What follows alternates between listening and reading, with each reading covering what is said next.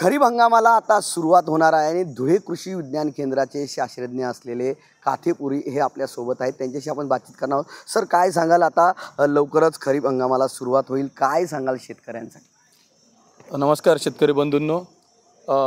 आता खरीप हंगामाला सुरुवात होत आहे आणि आपल्याकडे जर धुळे जिल्ह्याचं बघितलं तर कपाशी हे सगळ्यात महत्त्वाचं पीक आहे.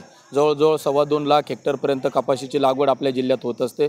तर कपाशी हे महत्त्वाचं पीक असल्याने शेतकरी बांधवांना या ठिकाणी मी नम्रपणे एक विनंती करू इच्छितो की शेतकरी बांधवांनी जे काही आपले बियाणे बीटी बियाणे असतील तर त्या अधिकृत विक्रेत्यांकडूनच विकत घ्यावे. त्याबद्दल सोबतच त्या बियाण्याची पावती घ्यावी शेतकरी बांधवांनी. आणि जोपर्यंत योग्य पाऊस पडत नाही तोपर्यंत शेतकरी बांधवांनी शक्यतो 1 जून नंतरच कापूस पिकाची पेरणी करणे आवश्यक आहे. नक्कीच. पण या ठिकाणी खानदेशात बघितलं तर अनेक शेतकरी हे 15 मे नंतर पेरणी करतात, ज्याकडे पाणी उपलब्ध आहेत. त्या शेतकऱ्यांना काय नेमकं सांगाल? ज्या शेतकऱ्यांकडे पाणी उपलब्ध आहेत, परंतु काय होतं की आपण मागील 4-5 वर्षाचा जर अनुभव लक्षात घेतला तर बोंडअळीचा जो काही मागे प्रादुर्भाव झाला होता त्यासाठी शासनाने आणि कृषी विद्यापीठाने आपण 25 मे नंतर शेतकरी बांधवांना पेरणी करण्याचं आव्हान केलं होतं की त्यामुळे ही जी काही बोंडअळीची जी काही सायकल आहे ती सायकल तुटण्यास त्यामुळे मदत होते.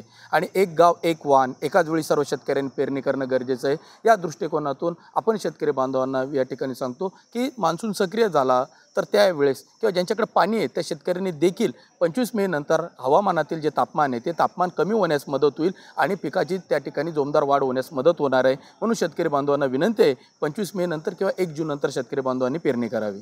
सर, असं असलं तरी आता सध्या ढगाळ वातावरण आहे, त्याचबरोबर वादळ वारा सुरू झालेला आहे.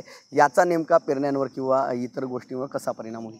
आता खरीप हंगामाच्या दृष्टिकोनातून जर विचार केला तर या जो काही अवकाळी किंवा आत्ता जो काही आपल्याला पाऊस पडत यांनी आत्ता जो काही आपल्याला हवामान वेधशाळेकडून जो काही आपल्याला एक सूचना प्राप्त झाली आहेत की 5 दिवस आपल्याला या ठिकाणी पावसाचे किंवा मेघगर्जनेचे राहतील, तर खरीप हंगामाच्या दृष्टिकोनातून पूर्व मशागतीसाठी ते उपयुक्त ठरेल.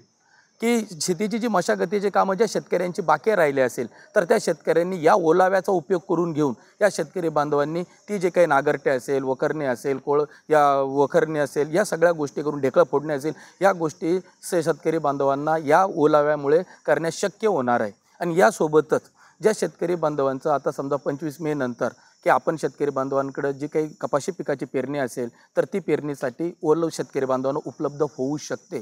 परंतु मी एक शेतकरी बांधवांना विनंती करू इच्छितो की रब्बी हंगामाची जी पिकं काढण्याच्या अवस्थेत असेल आणि काढलेली नसेल तर त्यांनी त्वरित लवकरात लवकर ती पिकं काढून मळणी करून झाकून ठेवायचे की जेणेकरून शेतकरी बांधवांचं या ठिकाणी नुकसान होणार नाही. नक्कीच या ठिकाणी शेतकऱ्यांनी मुबलक असा पाऊस पडल्यानंतरच या ठिकाणी आपल्या जिल्ह्यामध्ये पेरण्या करायच्या आहेत, अशा सूचना आणि अशा पद्धतीचं आव्हान या ठिकाणी विज्ञान केंद्राचे जे काही काथेपुरी आहेत त्यांनी सर्व शेतकऱ्यांना केलं आहे. मनीष मासोळे, TV9 मराठी, धुळे.